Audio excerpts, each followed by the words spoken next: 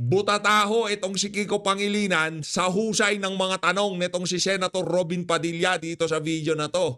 Akala ho siguro nitong si Kiko siya lang ang marunong magtanong. Pwes, ngayon ikaw naman ang tatanungin nitong si Senator Robin Padilla. Palakpakan ho muna natin itong si Senator Robin. Ayos yan, clean look sir. Bagong ahit at bagong gupit ha. Parang merong pinaghahandaan na laban itong si Senator Robin Padilla. Pero bago yan mga kababayan, sa like at sa subscribe, masaya na ho tayo dyan sa mga gusto sumali sa ating community. Alam nyo na ho ang gagawin, 958,000 subscriber na ho tayo mga kababayan. Konting push na lang at magna 960,000 na ho tayo. Pagtapos ng 960, 970. Pagtapos ng 970, 980. Naku, konti na lang ho. I-push na natin. Ayun na nga mga kababayan, kung noong nakalipas na linggo, ang nagbidabidahan dyan sa Senado, itong si Kiko Pangilinan, noong nagkaroon ng privilege speech, itong si Senator Robin Padilla, kaugnay dyan sa panukala nila na babaan, yung ika nga, yung age ng mga makukulong na kabataan na gumagawa ng krimen. Yun, napakaganda ho ng privilege speech nito si Senator Robin Padilla at sinusugan ho ng napakaraming senador dyan. Yung tanungan talagang rinig at ramdam ho natin. Napabor sila dyan sa panukala na yan nitong si Senator Robin. Pero dahil nga itong si Kiko Pangilinan ang promotor, di ba si Tatay Digong, ano yan? Promotor doon sa batas na kung saan pagka ikaw minor de edad, kahit anong bigat pa ng krimen na ginawa mo, hindi ka pwedeng makulong. Kesyo, may nakasaad sa batas, mandatory 1 year. Makukulong. Bakit hindi nakukulong? Anak ng tokwa. Hindi sila pwedeng ikulong dahil doon sa batas mo, Kikolo. Malalakas sa loob ng mga bata, meron silang birth certificate sa bulsa nila dahil doon sa batas mo. Heto na ho, si Senator Robin Padilla. Wala ho tayong maraming pag-uusapan dito sa video na to. Game, umpisahan ho natin. Yes, Mr. Last to interpolate or make a manifestation, Senator Robin Hood Padilla. Move that team right. Yan. Senator Robin Hood Padilla, Robin na tayo. Maraming salamat po, Ginoong Pangulo at sa ating pinunong mayorya. Kung mamarapatin po ng ating kaibigan ng konting katanungan po. Ay, wala pong problema. We are more than willing to answer the questions in interpellation of Senator Padilla. Maraming salamat po. Ang katunayan po ay ako po sumusuporta sa inyo pong napakagandang talumpati. Yeah. Yung pong aking manifestasyon ay napakahaba po talaga pero nakatingin na po sa akin si Senator Bam dahil siya po ang susunod. Iiklian ko na lang po. Alam niyo po, kanina pong umaga, tayo po ay nakipagpulong sa isang senador ng Amerika, si Senator Scott ng Florida. At nakita ko rin po na nakipagpulong din po kayo sa US-ASEAN Business Conference. Nandun po kayo. Ito pong pangyayari kanina, nakausap po namin yung senador. Medyo nahirapan din tayo ng konti dahil English ang usapan. Pero maliwanag po sa kanyang sinabi na may pag-asa na tayo ay magkaroon ng kaguluhan talaga. Ang sabi nga po niya sa English, every country is preparing for the chance of conflict. Mm-hmm. So, ang tanong ko po ngayon, napag-usapan niyo po ba doon sa conference na pinuntahan po ninyo, yung patungkol po sa food security kapag nagkaroon ng tayo ng hidwaan at tayo'y nadamay. Dahil sinabi din po ng ating mahal na Pangulong Ferdinand Marcos Jr., sinabi din niya, tayo daw po ay mag-prepare. Mag-prepare daw po tayo kung sakaling tayo daw po ay mabitbit diyan sa Taiwan conflict. So ang tanong ko po, una, napag-usapan po ba ang tungkol sa food security diyan po sa inyong dinaluhan na conference? Yes. Magandang tanong yan. Although hindi direktang napag-usapan, may mga bagay na napag-usapan na may kinalaman sa posibleng pagpapalago pa ng ating agrikultura. Yung isang kumpanya ng US-based company ay nagki-clinical trials halimbawa sa African swine fever vaccine. Interesado silang i-introduce ito dahil nga ito ang daing ng ating mga magbababoy na kulang ang Bababoy. mga bakuna, availability ng bakuna. So yon ang isang bagay na napag-usapan. Paano pa palalakasin ang sektor ng livestock? Dahil alam nating mahal ang karneng baboy, nag-i-import tayo dahil we are still recovering from the African swine fever na tinamaan ng ating magbababoy. May meron din pinag-usapang indirekta sa usapin naman nitong ilang mga produkto na nais po nilang i-introduce sa ating merkado na may kinalaman din sa pesticide. Dali lang isingit lang ho natin. Kakapost lang ho ito ng Manila Bulletin. Robin Padilla wants annual mandatory drug testing of all government officials. Sabi siguro nitong si Bangag, anak ng tokwa, dinamay niyo pa ako. Payag ba kayo sa mga minamahal naming senador? Yan ang tanong. Payag ba kayo na kayo lang ang mag-mandatory drug testing? Hindi kasama yung mga taga-House of Representatives. Hindi kasama ang presidente. Hindi kasama gabinete ng presidente. Payag ba kayo? Kung kayo-kayo lang naman dyan sa Senado, wag na lang. Hindi kami interesado dyan. Alam ko naman lahat kayo negatibo eh. Meron ba? Meron ba dyan? Ay, teka, parang meron. Oo, mag-drug test kayo dyan. Mahirap na, meron nga pala, no? Hindi. Yan, tuloy niyan, Sir Robin. Pabor ako dyan. Pero ito si Senator Robin, naniniwala akong malinis to, ha? Senator Robin Hood Padilla filed a bill requiring all public officials, including the President, to undergo annual mandatory drug testing with sanction for those who test positive amidst report of alleged drug use by a staff member in his office. Ha? Senator Robin, ha? Ako naniniwala ako, vape lang yun, ha? Vape lang yun. 10,000%. Kahit sinusulong mo yung medical na yan, naniniwala tayo na kasama nga kayo sa gobyerno tapos kayo palalabag sa batas. Diba? Kaya nga gusto nyo maisabatas, diba? Para magamit yan ng mga kababayan nating at tayo nito si Senator Robin, recreational ban yan, ika nga. Pero yung medical, pabor siya dyan. Tayo, pabor dyan sa medical na yan, ha? Dahil nakita ho natin siya diba, yung mga may sakit pagka binigyan ng gamot na yan talagang kumakalma, diba? Yung tipong merong Tourette syndromes, diba?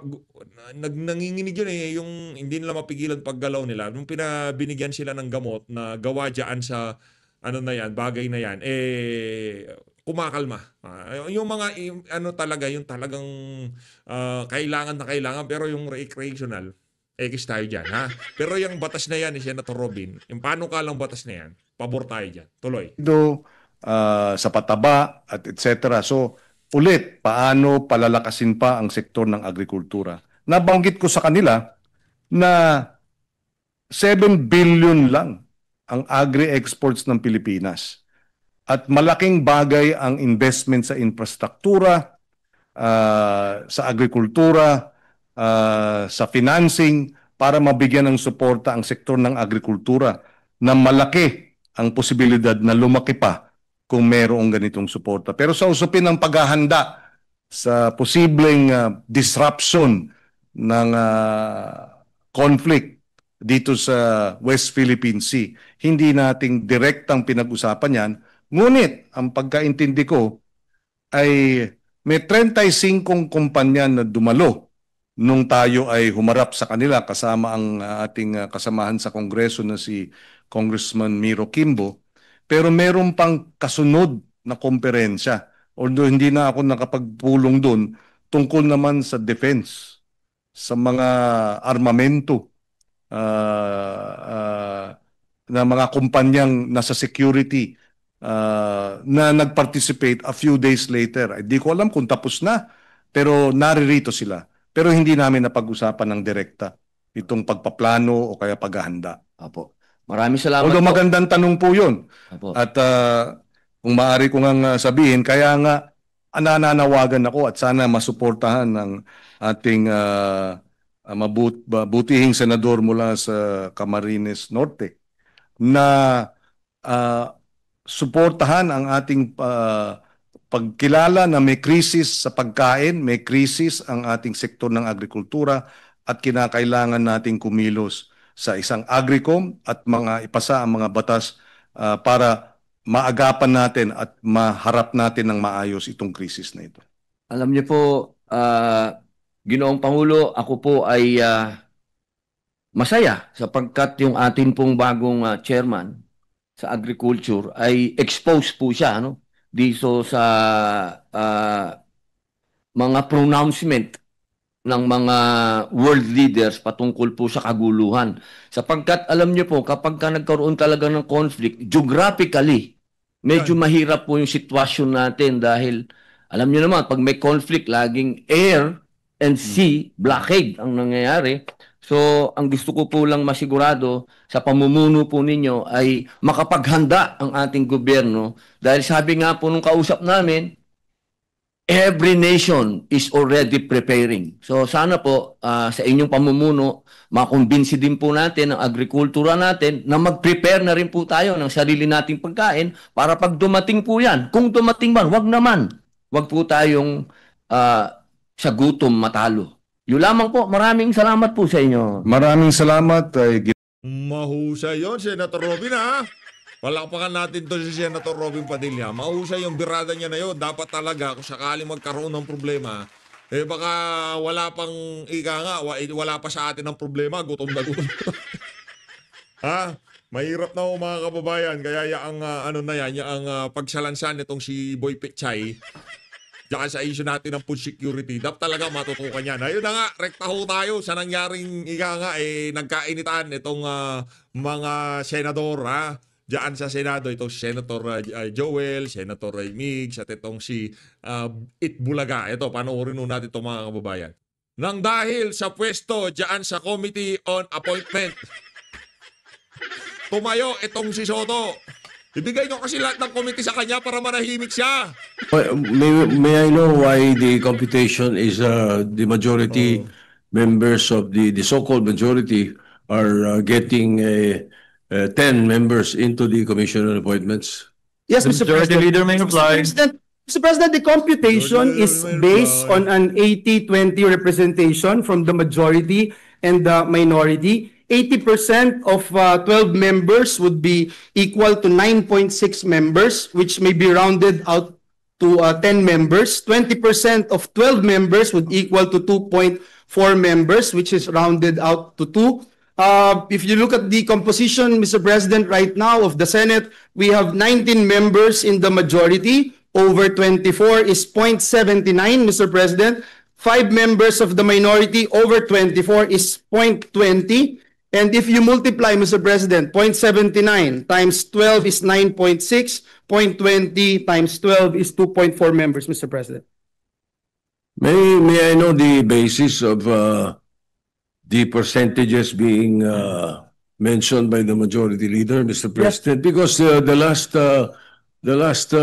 word I know is that the Supreme Court has decided that if there is controversy in the composition of the Commission on Appointments, it is very clear that the Senate must follow the party lines and okay. Alam ko na bakit nagsisiga-sigahan. Nagbibida-bidahan itong si Bulaga dyan sa Senado. Hindi ko nakita si Senator Rodante Marcoleta eh. Kung nandiyan si Senator Rodante Marcoleta, di magbibida-bidahan yung mga... Alam na eh, kabisado na natin yan eh. Nag-aangas-angasan lang yan pagka wala si Sendante, pero pagka nandiyan si Sendante, bait-baitan oh. Nandiyan si Sendante, tahimik ako, baka hindi gumana yung Little Miss punchline ko dyan. Ang tumatakbo ng matulin pag matinik, malalim. Nasoplak siya. Next time, di na ako gagamit ng Little Miss Philippines na punchline dito. the party representation. So if this body elects to follow the Supreme Court decision on the articles of impeachment, why can't they follow the decision of the Supreme Court when it comes to the computation of membership in the Commission on Appointments? So therefore, there is no such thing as 9.6, 9.5, 9.5, 2.5, 2.4. It should be members of the NPC, 6. 3 of them should be in the CA. Members of the NP, Nationalista Party, is 2.5 or 5 of them. So therefore, 2.5, 2.5 should be in the commission on appointments. And then the rest are single members of each party, and therefore they could talk to the other members so that their 0.5 can be a total of 1%, 1 for each representation. There are easily 11.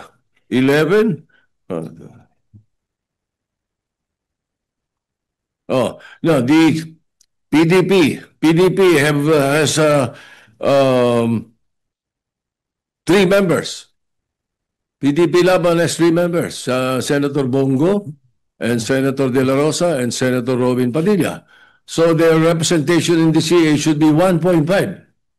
Right now, I'm already hearing Senator Bongo and Senator De La Rosa as members of the CA. What about the other members? What about their political parties? I think this should not be the case to be followed, Mr. President. Ano na naman siya, galing-galingan na naman siya sa mga rules. Mamaya pakinggan nyo sasabihin nitong si Mig Zubiri. Butata na naman itong ano na to. Kahit wala si Senator Rodante Marcoleta, nasa nature na talaga nitong si School Bukol ang pagiging bokya. Bokya na sa School Bukol, bokya pa siya dyan sa Senado. The whim of the majority or the whim of the numbers shall prevail. I don't think so. We should follow the rule then, if that is the case. We have been discussing this with Senator Estrada. Senator Villanueva has tried to talk to me about it. What we're saying is that we could come up with a formula that will also jibe with the Supreme Court decision. Why all of a sudden coming up with something like this? And then coming up with so percentages that an economist could not even understand.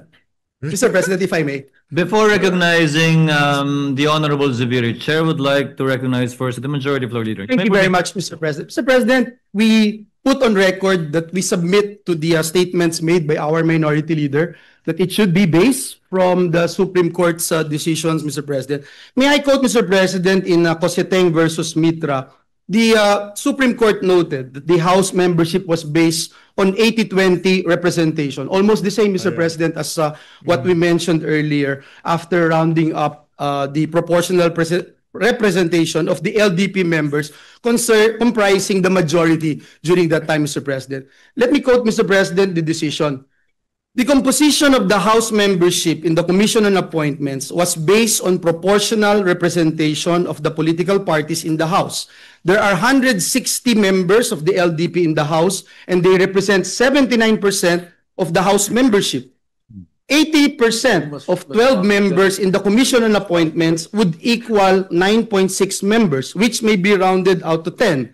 From the LDP. Mr. President, noting, Mr. President, in the recent Congresses, membership in the CA has not been based on representation of political parties, but rather on proportional representation. And in this case, Mr. President, we computed, Mr. President, the members of the majority and the minority bloc in the Senate. Also, Mr. President, let me point out, in the same formula the Supreme Court cited in its decision, Gingona versus Gonzales, the practice of rounding off that has not been consistently followed in the 15th and the 19th Congress. Mr. President, in the same Supreme Court decision, the SC explicitly mentioned, it is also a fact accepted by all such parties that each of them is entitled to a fractional membership on the basis of the rule on proportional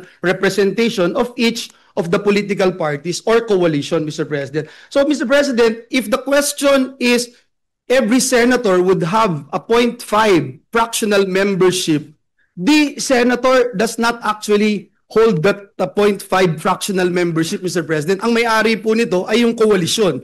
Ito pong sinasamahan niya na bloke. And that's why, Mr. President, if the question is whether or not a senator from the majority bloc, for instance, would give up his or her fractional membership to another party, it cannot be done, Mr. President, as the proportional allocation of seats belongs to, again, to the party, coalition, or bloc, and not the senators themselves. And the Supreme Court is very clear that a senator is not ipso facto entitled to a CA seat. I submit, Mr. President, and lastly, Mr. President, again, may I be allowed to mention this, in the Gingona resolution issued by the Supreme Court, let me quote, respondents, however, accepted the fact that for the purpose of determining the proportional representatives of each political party to the Commission on Appointments, the basis thereof, Mr. President, the basis thereof is the actual number of members of each political party at the time of election of the members of the Commission on Appointments in the Senate. And that's why, Mr. President, even though this representation is moving for this particular motion, Mr. President, this representation would submit to the wisdom, collective wisdom of the members of this institution. I submit, Mr. President. Senator Zubiri is recognized for his interjection. Thank you, Mr. President. Mr. President, with due respect to the majority leader,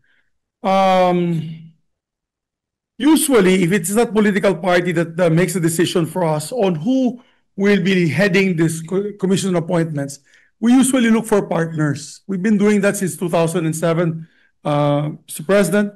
I remember in 2016, my partner was Senator Richard Gordon. And he allowed me to take my seat in the CA actually for almost 2 terms, or two Congresses, which is the 6th, 17th, and 18th Congresses. And may kahati po ako, kaya 0.5 kami. He could have taken the first 1.5 years and I could have taken... Hindi, kahit economist daw, di maiintindihan. Paliwanag nyo, dyan sa school bukol na yan. Hindi niya maintindihan yung 1.5 eh. O yan, o. Oy, school bukol, makinig ka dyan sa 0.5 na yan, ha? Pambira ka talaga, oo. Oo. Taken the second 1.5 years. But what he did is he gave it to me, hindi na siya umupo sa kanyang position or karapatan bilang CA member. Kaya, dito lumalabas, mga kababayan, no, sa ating Senate President, may kapartner po tayo. So, that's why we computed it at 9.5 and 2.5. That's also the right of the minority to have the 0.5 seat. Kaya nga sabi ko nga, Mr. President, maybe if we cannot get ourselves from that deadlock that there's a 0.5 seat, but we must at least recognize that the minority has the 0.5 seat. I mean, schematics lang yan eh. 0.4 yung sa majority, 0.6. Pero sa totoo yan, 0.5 yan, kalahati-kalahati yan, Mr. President. Because we share our seat with another member. That's how it is. That's the tradition. I know Senator Jinggoy is familiar with that. The Senate President is familiar with that. We just look for partners. In the time when I was Senate President, Your Honor, the Senate President, I gave my share actually to the Senate President, to Senator Chis Escudero, so that he'll have a full membership of the CA. Kasi kalahati ko siya. Wala akong kahati dahil ako yung presiding officer ng CA. So yung punto ko po dyan, Mr. President, kawawa naman yung 0.5 seat ng minority. 0.5 na lang nga, tatanggalin nyo pa at ibibigay nyo pa sa iba. Papayag kami na may kahati po kami sa majority. Yung minority sana, pabigyan na makaupo din. Whether it's the first half or the second half of the 20th Congress. But that would have been the more ideal situation, Mr. President. Na kung gusto nyo, ako pumapayag nga ako, mag-toss coin na lang. Para sa ganun, sinong uupo sa majority, sinong uupo sa minority sa first half and second half. But really, hindi natin matanggal na meron talaga kahati kami doon sa posisyon na yan. Dati, nung panahon ni Senator, when I was Senate President, walang problema yung minority dahil dalawa lang po sila, Mr. President. So obviously, it was either Senator Coco or Senator Risa. Pero ito 5 po kami. So kung 5 po kami, that entitles us to about 2.5 seats in the CA. So yan lang po ang apela natin, that by tradition, we don't have any problem like this because naghahanap po tayo na kahati. Kung wala po tayong kahati, di toss coin na lang po yung kalahati. sinong upo muna at sinong upo huli. Pero you cannot rob us from that 0.5 right of us to be able to sit in the Commission on Appointments. Mr. President. Noted. With the permission of the President. minority leader, I am sorry I took his time. The remarks of the gentleman is noted. Mr. President. The minority leader is recognized. Thank you, Mr. Di ka pa President. Oy, Soto, di ka pa tapos. We were expecting Time's up ka na. at least some kind of cooperation or acknowledgement of the members of the minority before the majority leader all of a sudden stands up. The members of the majority have been talking to us eh. Nakikipag-usap. Kanina lang, kinausap kami ng President Pro Tem. Ngayon, biglang titindig itong majority leader na biglang he will be ramming down our throats. 10 members of the majority, all of a sudden. We're expecting more cooperation and more better treatment for the minority because we're trying to our best to treat you as well. Because we can make it harder for you if this is what you want. Kaya we were expecting, some... Brad, huwag ka mag-angas ng ganyan. Wala kayong bilang. Sa ayaw sa gusto nyo, babagsak tayo sa botohan. At kung ganyan ka umasal, matatalo at matatalo kayo kahit ano pang argumento nyo. Pagka pinagbotohan, talo kayo, Brad. Ang angas no? Pero wala namang bilang. Mag-angas ka ng ganyan kung meron kang bilang. We will make it harder for you. Anong harder? Pagka pinagbotohan, wala rin mangyayari. Matatalo din kayo Merong lamok Pinatay ko yung dito, yung Soto na lamok. Ayun, patay na. Diba? Huwag ka mag-angas ng ganyan. Anak ng toko, wala mo kayong bilang. Alam mo better. Konting pakisamahan naman dito. It's been that way since before. Pero kung ganyan ang gagawin natin, kasi the other members of the majority should know that ano lang to it's a matter of party representation And if we do that, if we follow the party representation, simple 6 NPCs, 3 upo, they decide sino 3. 2 po ang 5 ang Nationalista Party, 2.5. So may bakanting 0.5. Yung PDP laban 1 and 3. So 1.5. May isa at may bakanting 0.5. So pag pinagsama mo yun, 6 or 5. 6. And merong 1.5. And then there are 10 members who are either single members of the party or are independent. And in that case, 10 of them, 5 of them sits in the CA dapat.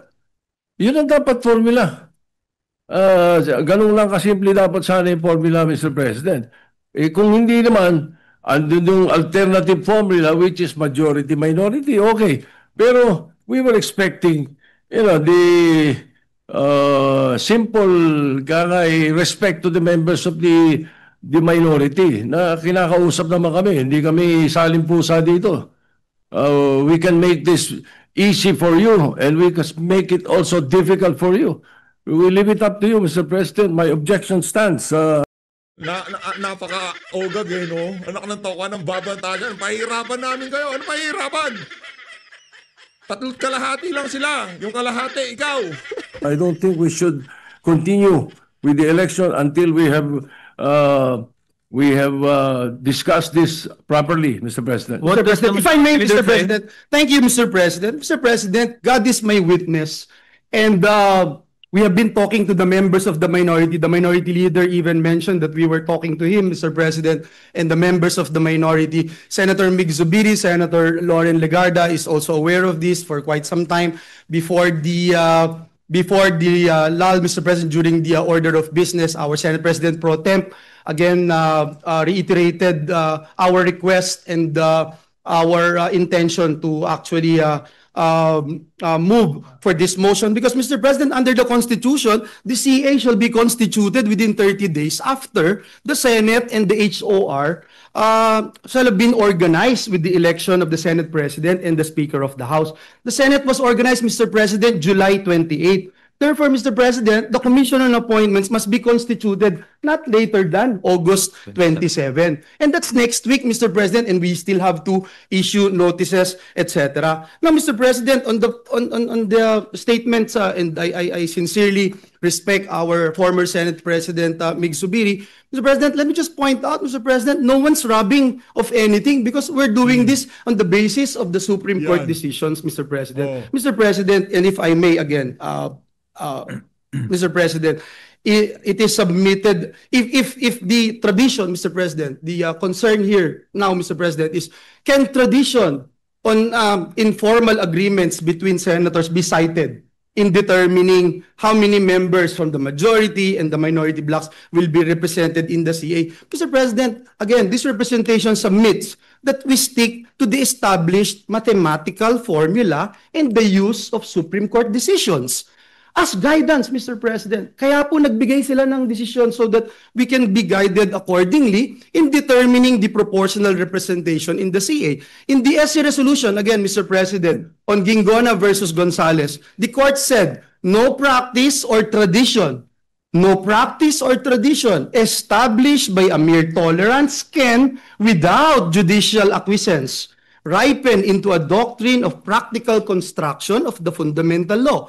In the same decision, Mr. President, in the Gingona resolution, it also states, who decides the question of proportionality, Mr. President? Who decides? The power to choose who among them will sit as members of the Commission on Appointments belong to the Senate, Mr. President. And that's why, Mr. President, even this representation who made that motion will submit to the decision of every member of the Senate. And furthermore, Mr. President, in the Coseteng versus Mitra, the Supreme Court again pointed out the other political parties or groups, and I quote, other political parties or groups in the House, such as petitioners, kaiba, which is presumably the member also with the coalition majority. Ang sabi po ng Supreme Court, are bound by the majority's choices.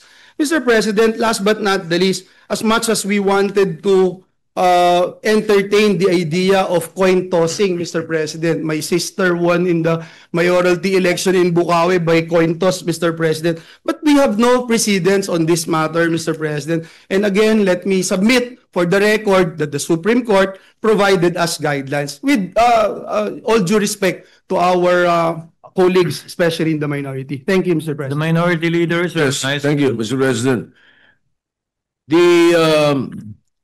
The Gingona versus Gonzales issue should be the prevailing, not the Mitra or Coseteng versus Mitra, as mentioned earlier by the majority leader.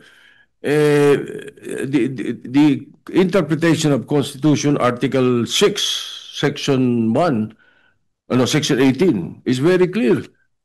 Basis of proportional representation from political parties and party organizations. Ang linaw nun eh. Walang sinasabi itong majority and minority. Mr. President, if I may, I believe The majority leader the is party organization is the minority and the majority. And I submit again, Mr. President, hindi po ako magmamagaling-galingan or magsasabing eksperto dito, but nais ko Laking sampal sa pagmumukha ni Soto yan. Kasi galing-galingan, husay-husayan yan dyan sa Senado. Mr. President, na isubmit itong aking posisyon sa body, Mr. President, at maging sa mga kasama natin dito sa bulwagang ito, Mr. President. Mr. President, di mo pwedeng sabihin yung laman ng Constitution ng parties, organizations, meaning majority and minority. That is a very poor interpretation, Mr. President. Ang linaw eh. The basis of proportional representation from the political parties and parties or organizations registered under the party list system represented therein. Hindi ko makikita yung majority-minority doon, Mr. President. So I think kung sa mga simple membership ng mga committee, kinukonsulta members ng minority, kinukonsulta bawat member sila, bakit hindi sa napaka-importanting body like the Commission on Appointments? But hindi makakonsulta. The President pro tem was talking to us about it just a few minutes ago. That's the point, Mr. President. Bakit ganito? But then again, that is my appeal. And if it doesn't work, then let's work. Mr. President, I submit, Mr. President, I think we have been debating on this, Mr. President. Again, that is the position of this representation, and we submit it, Mr. President. Before acting on the motion of the majority leader duly objected to by the distinguished minority floor leader, Chair would like to state for the record that neither the majority nor the minority has a monopoly of interpreting what the Supreme Court said in regard to the Supreme Court decision on the composition of the Commission on Appointments. In fact, that is the reason why in no less than 8 occasions, cases were brought before the Supreme Court precisely on the composition of the Commission on Appointments, beginning as early as 1951, the latest being in 2009. And the Senate is a deliberative body. The Supreme Court said it is the Senate that decides on these matters. Chair takes exception to the statement that this is being rammed because we debated on it, and when there is a motion duly objected to, our rules state very clearly that we should divide the House by acting on that clear difference in opinion with respect to matters that the Senate needs to act upon, specifically O talo na naman si Soto pagka dinivide ang House. that we should constitute and organize the Commission on Appointments within 30 days after the organization of both the House and the Senate. That date lapsing on August 27, 2025. What is the pleasure of Senator Cayetano? Sir President, aside from, with the permission of both the majority leader, minority leader, of course, as a former diplomat, I'd rather na mag-usap, and I think nag-uusap ng the last 2 weeks. Unfortunately, I think hindi umuusad yung point na mag-agree.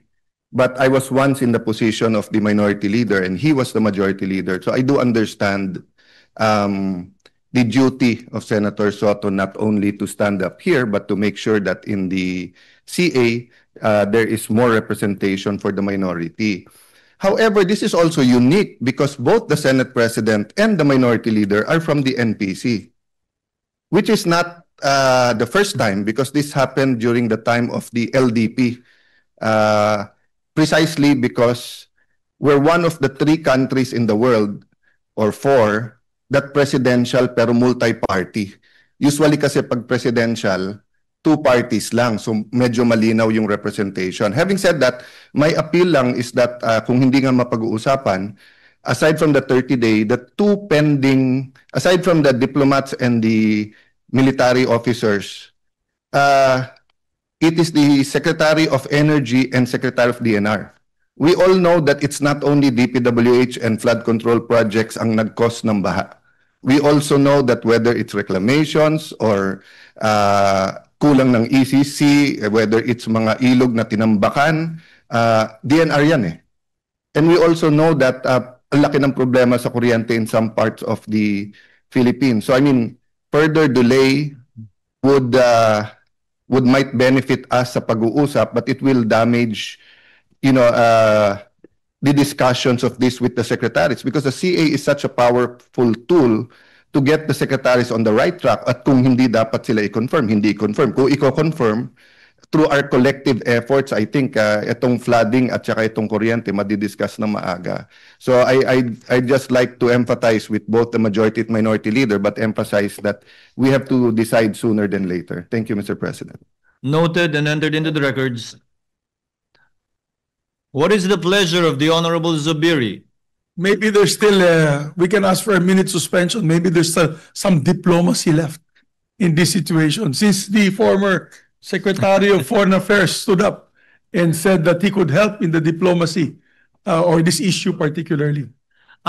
Instead of suspending so as to make the most out of the time of the Senate, can we defer acting on the motion of the majority leader duly objected to and take up some of the reference of business That's okay.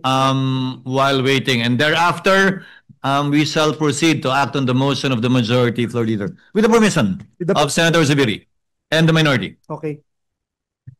Chair hereby defers acting on the motion duly objected to by the minority leader to elect the 10 members of the Commission on Appointments. Majority leader? Mr. President, move that we proceed with the additional reference of business. Any objection? Hearing none, motion is approved. Secretary is directed to comply. Additional reference of business. Ayun na nga mga kababayan, dito na una tatapusin ang ating reaction video. Maraming salamat sa pag-support sa Pitch Update. Mag-ingat po kayo lahat. Mahal natin ang Pilipinas. Konting push na lang ako mga kababayan.